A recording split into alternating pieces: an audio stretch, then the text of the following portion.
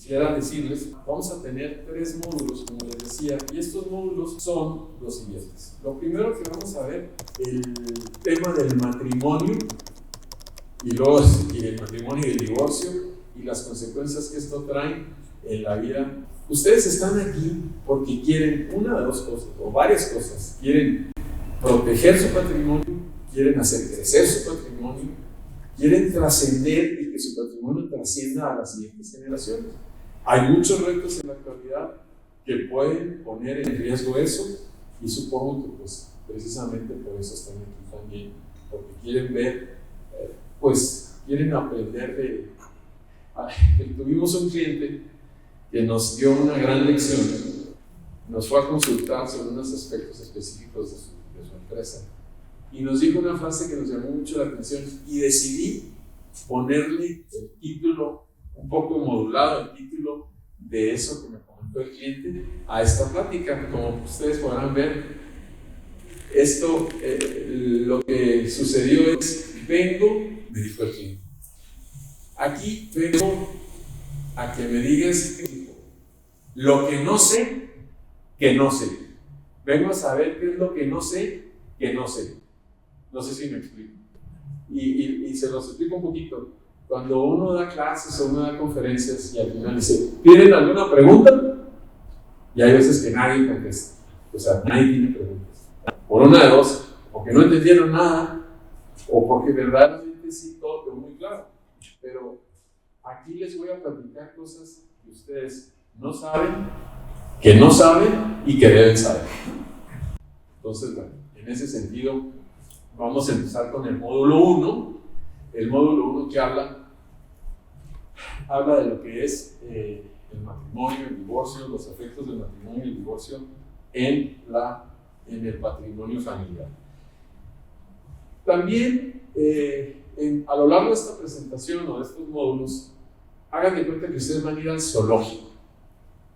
Todo el mundo sabe que es una jirafa, que es un tigre, que es un león, que es un gato, que es un... etcétera, ¿no? Entonces, habrá muchas cosas que ustedes ya sepan y que van a decir, sí, es cierto, yo me acuerdo de ese tema, o me acuerdo, o sí, esto ya lo he escuchado, o ya lo hemos platicado, pero precisamente en sesiones como esta, es cuando ustedes, una de 2, o van a recordar lo que ya saben y van a refrescar su memoria en esos temas, o bien van a descubrir que hay cosas que no sabían y que no sabían que no sabían.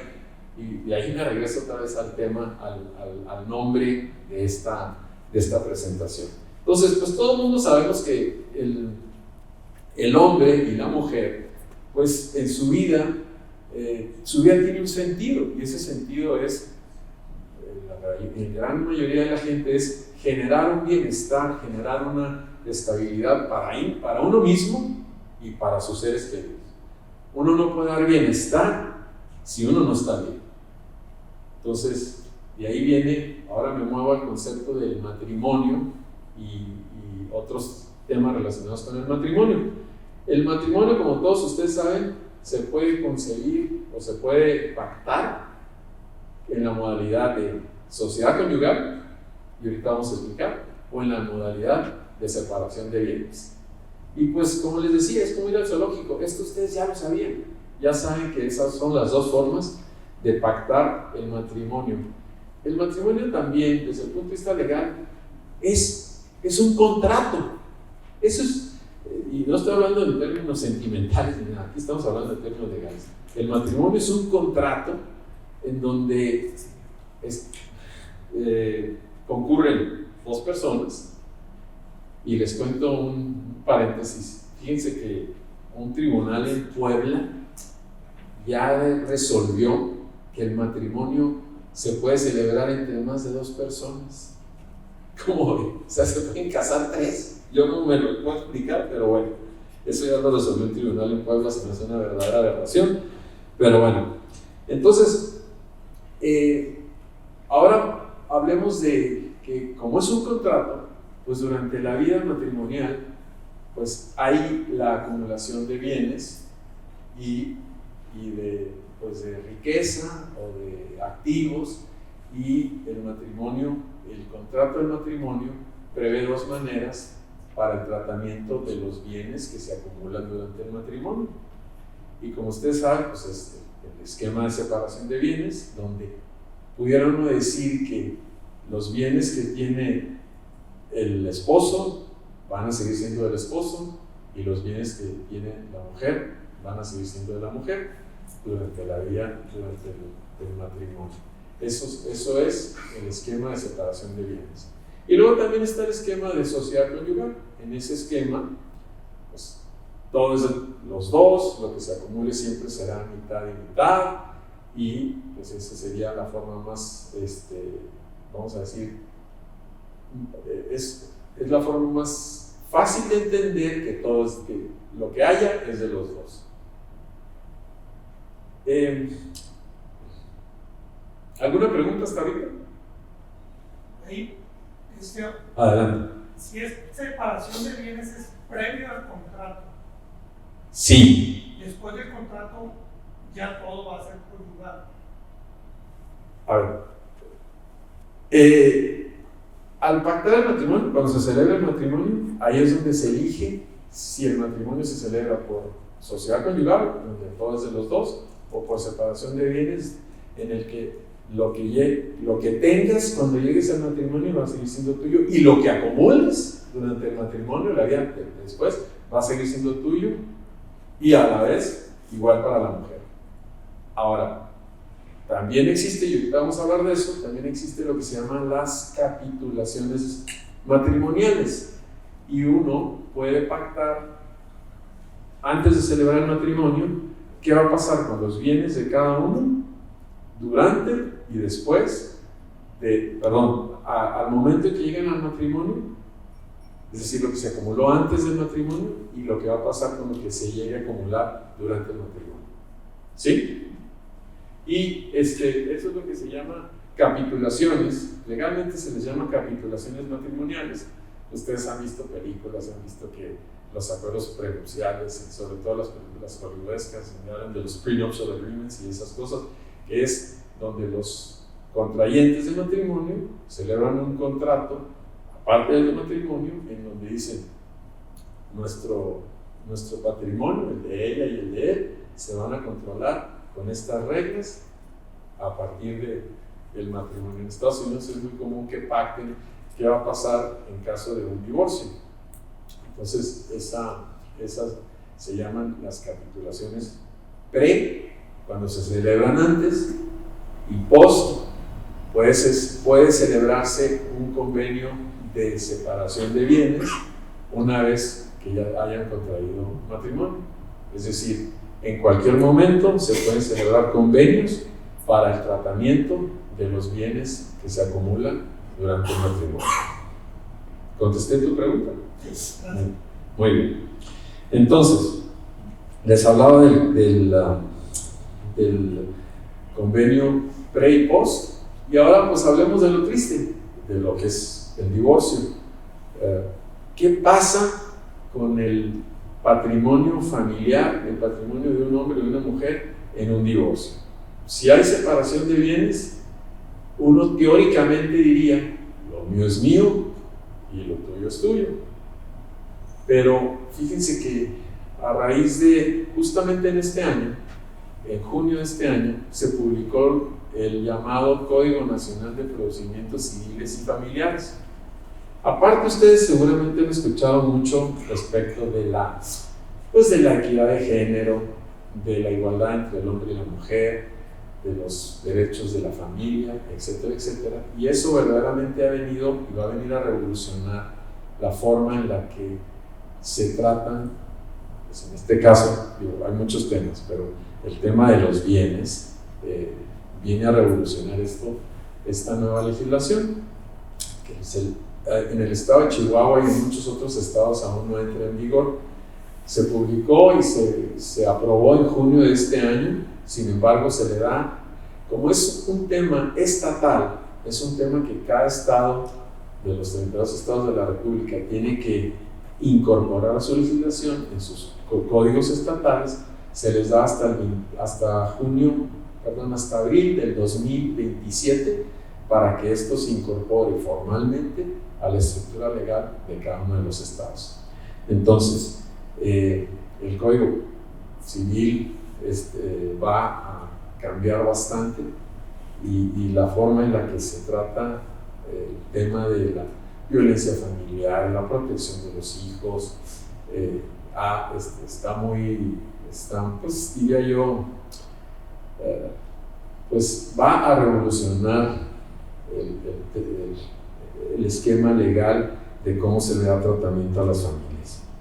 Entonces, ¿qué pasa cuando el divorcio viene?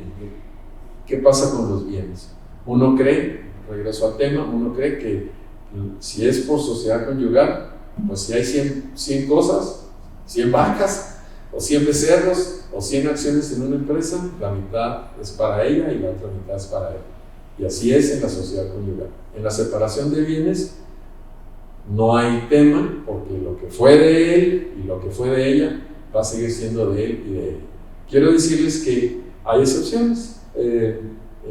Hay excepciones en el sentido de que los bienes que recibe uno por herencia no cuentan ni en la sociedad conyugal ni en la separación de bienes. Si ustedes heredan algo de sus ascendientes y se casaron por sociedad conyugal o se casaron por separación de bienes, todo lo que reciban en herencia, independientemente de cuál es el esquema del matrimonio, separación o sociedad, va a seguir siendo del que lo recibió, del hombre o de la mujer que heredó. Y también, increíblemente, si uno de ustedes va y compra un billete de lotería y se lo saca, el dinero que reciban va a ser del que tenga el boleto de la lotería premiada. Los bienes de la fortuna, dice el Código Civil, esos no entran ni en la sociedad conyugal ni en la separación de bienes. Entonces son dos excepciones muy claras. Les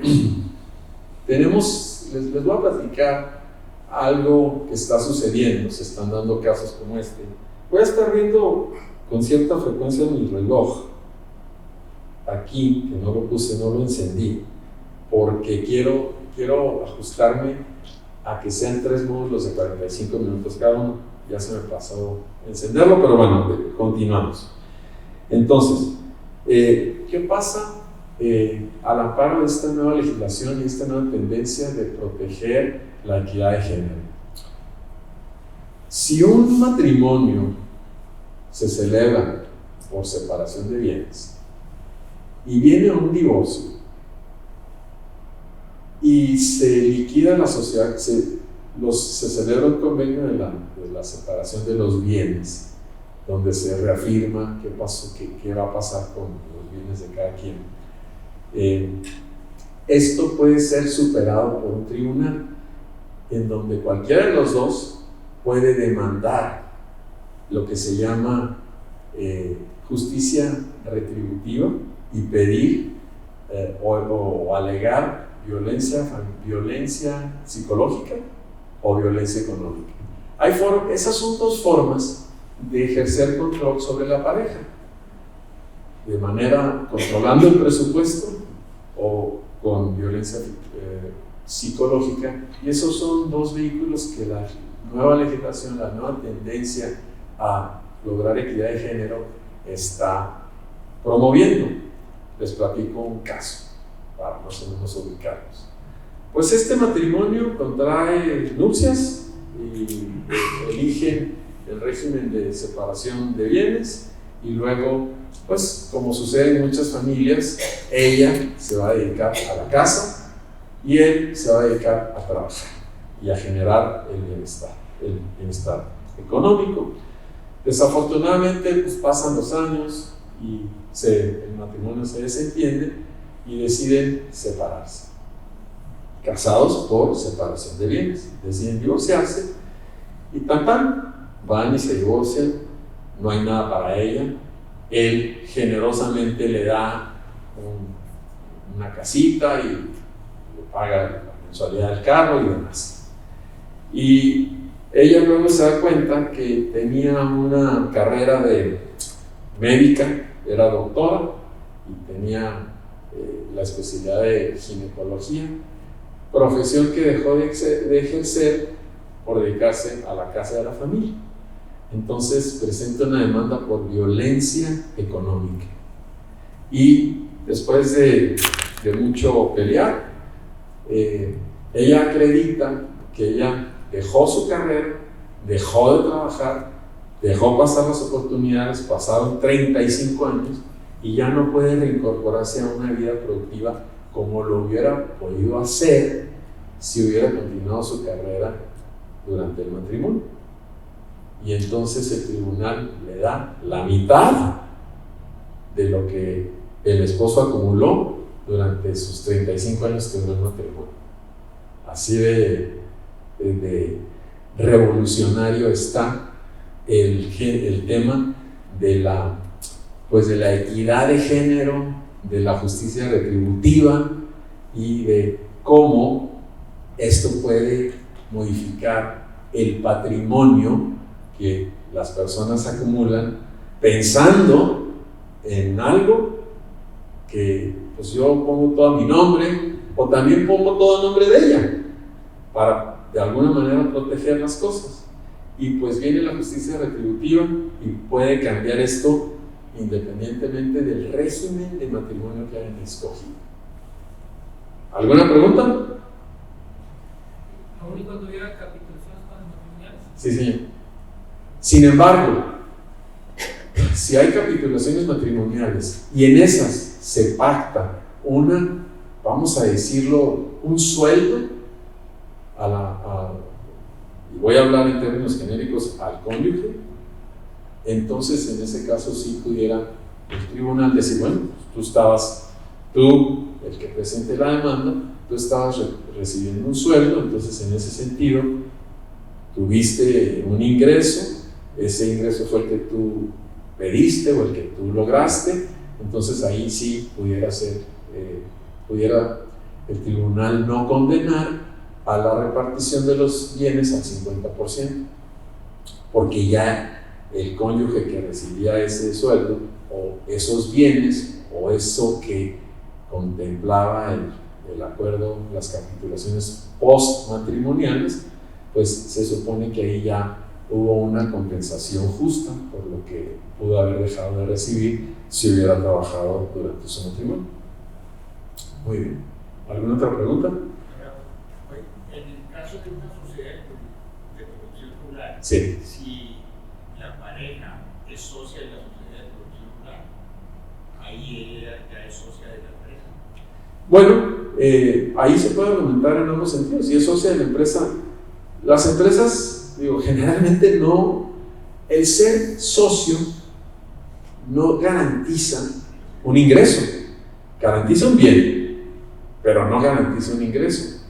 Entonces, no necesariamente funcionaría así, no, porque pues, ojalá y todas las empresas por acciones generaran utilidades o dividendos a distribuir, pero como no es el caso, siempre, no creo que eso llegara a funcionar. Ahora, de aquí también. Sí. Esto, son los cambios que se vienen. Y porque entiendo, no puede ser retroactiva. Si en teoría, cuando se celebró ese contrato de matrimonio, existía una ley que se manejaba de cierta forma, ¿qué se puede hacer en esos casos? Sí, es un buen argumento. La Constitución efectivamente contempla que ninguna ley podrá ser aplicada de manera retroactiva en perjuicio de alguien. Sin embargo, aquí, como esto, si el matrimonio se llevó a cabo en 1980 y esta legislación viene en el año 2023 o 2024, 2025 hasta 2027,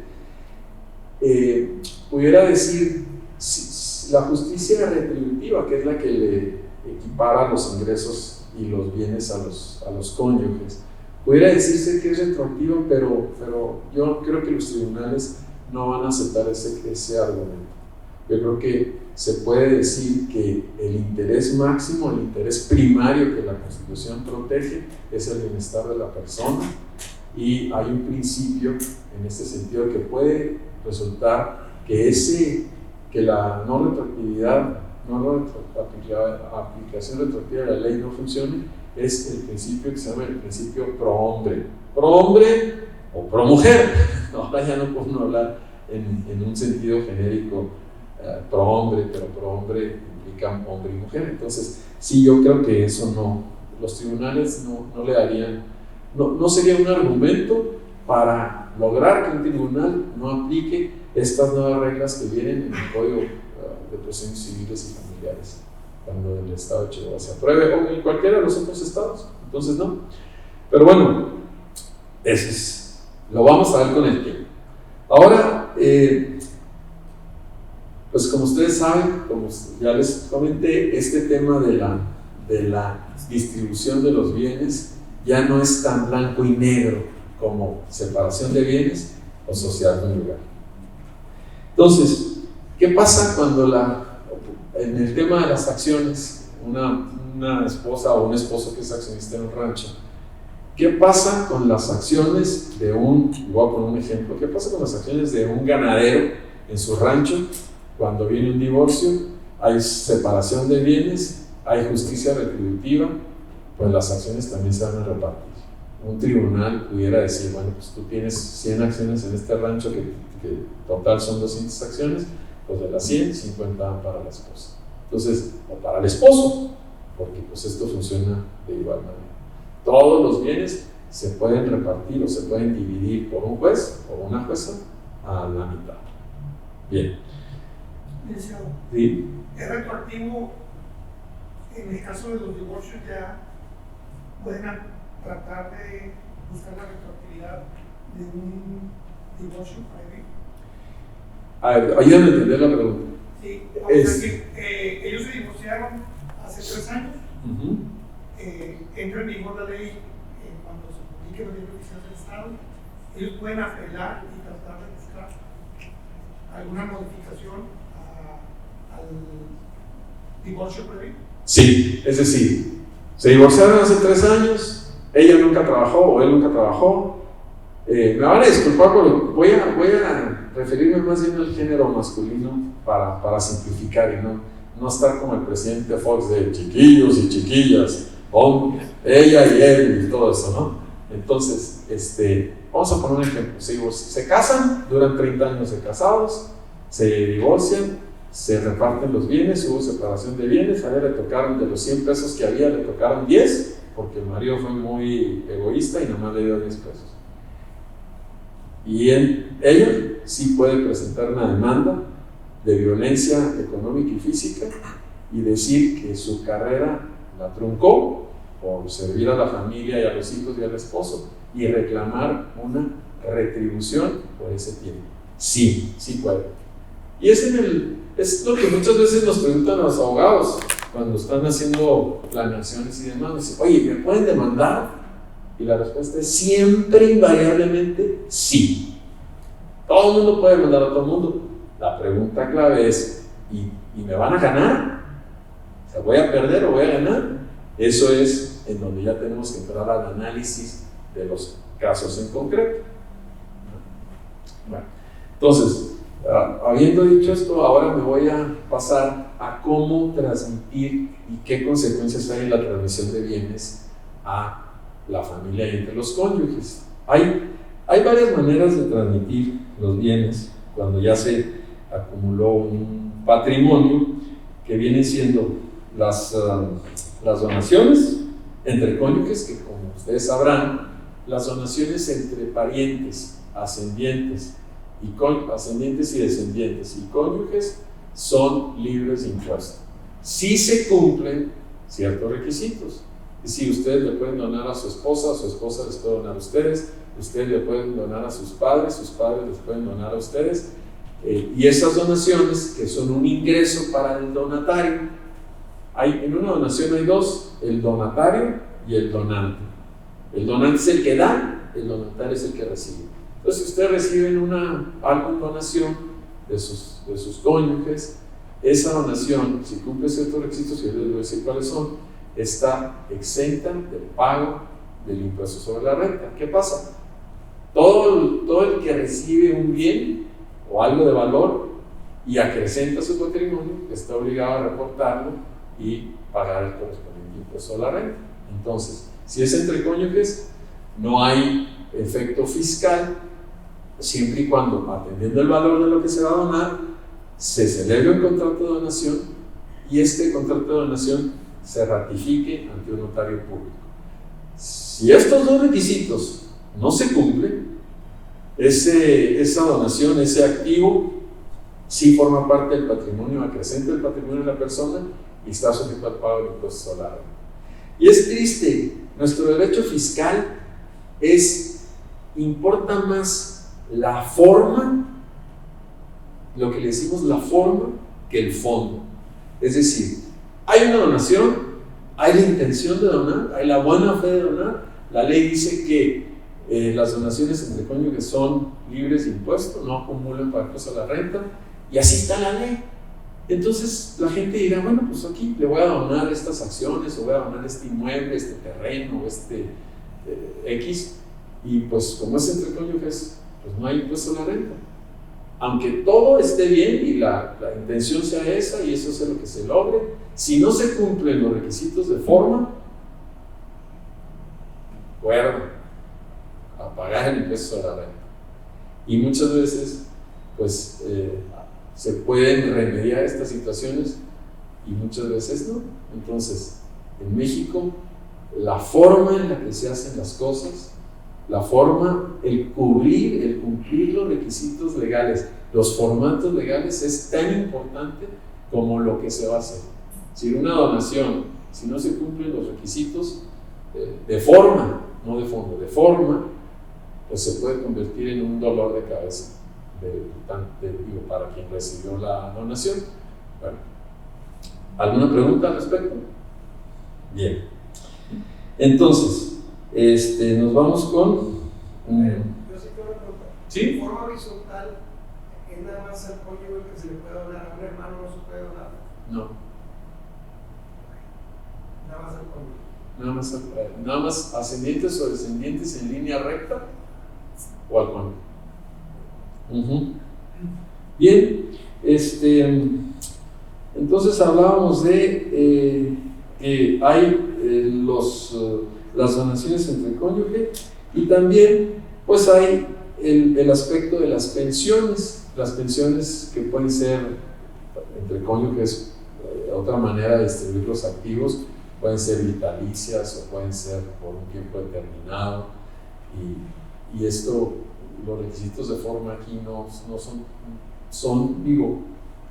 son tan relevantes como en el tema de las donaciones, pero eso es más o menos el esquema de cómo entre los matrimonios se pueden dividir los bienes. No sé si con esto creo que cubrimos el primer módulo, no se me pasa nada y ya les hablé de lo que es la legislación, la nueva legislación en materia de protección de justicia retributiva para los cónyuges.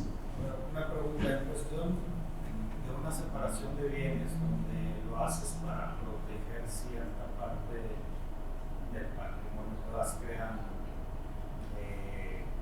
terceras personas, ¿sí sigue igual o también hay cambios? ¿A qué voy? Compré una casa y la puse a nombre de mi esposa por si yo saco un crédito en el negocio que no sea parte de lo que puedan tocar, todavía queda asegurado de esa forma por separación de bienes, porque ya con esta nueva ley va a cambiar y los acreedores pueden llegar a accionar sobre eso. No, los acreedores no pueden llegar a accionar sobre eso. Y es una pregunta muy interesante y te explico por qué. ¿Todos escucharon la pregunta? Eso es muy común, así era antes. Digo antes, bueno, pues porque ya más sabe el diablo por viejo que por diablo.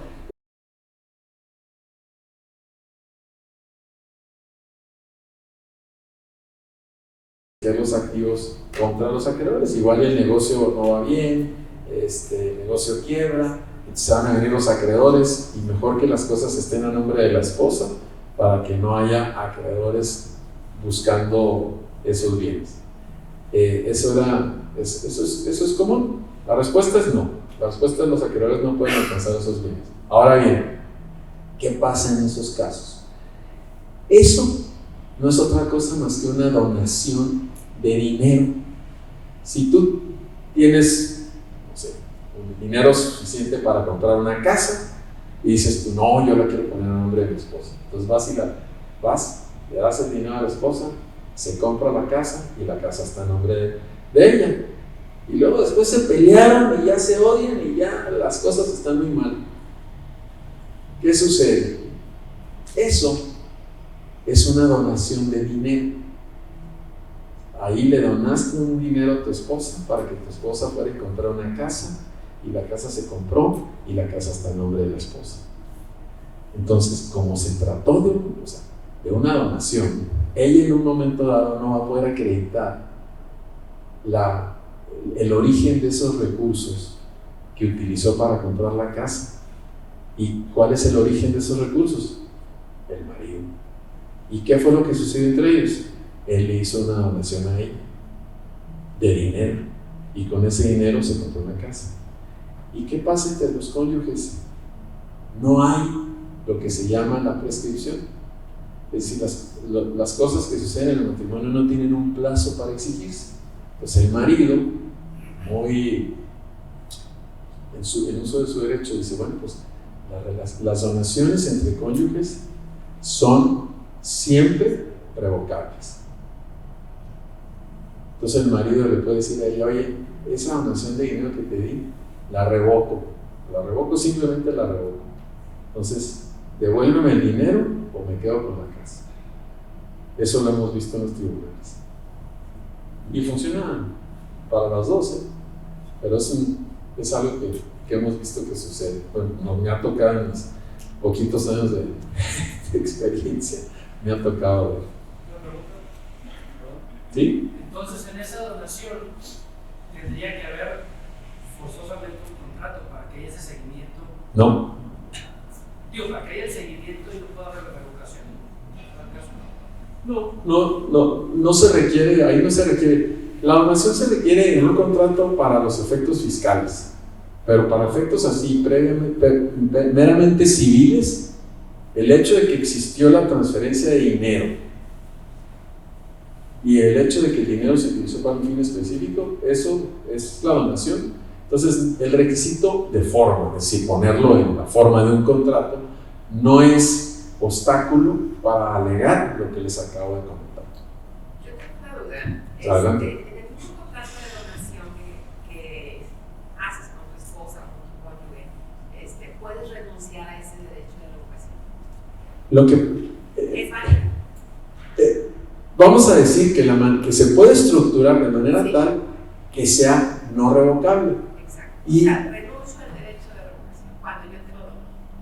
bueno, renunciar al derecho de revocar no es válido. Pero las donaciones, esto les va a sonar así como que contradictorio, pero hay lo que se llama donaciones remunerativas, el código lo contempla. ¿Qué es una donación remunerativa? Te dono esto en agradecimiento a todos los años de matrimonio, de servicio, de comida, de sopa caliente, de qué sé yo. Entonces, hay maneras de estructurar las donaciones de manera tal que no sea necesario hacerlas revocables. Es decir, hay manera de estructurar las donaciones de manera tal que no puedan revocarse en el futuro.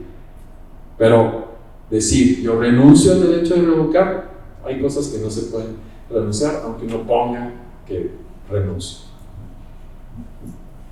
En el caso en el que el viejo le dona una casa a su señora y que la forma en la que quede estructurado sea de tal manera que esa casa no se puede ni hipotecar ni vender hasta que la cría más chica sea mayor de edad, queda protegida para esa situación que nos está compartiendo.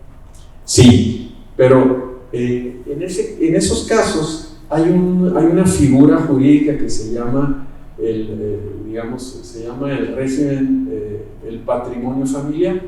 La casa si se inscribe en el registro público de la propiedad como régimen patrimonial familiar, en ese caso ni los acreedores lo pueden tocar.